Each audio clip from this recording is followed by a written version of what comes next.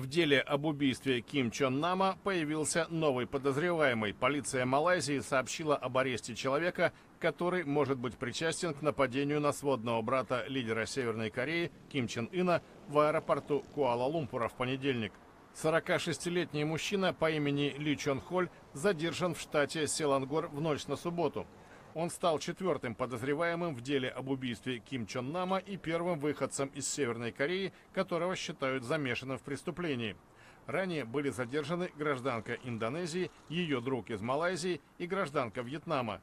Ким Чон Нам был убит 13 февраля с помощью яда, распыленного ему в лицо.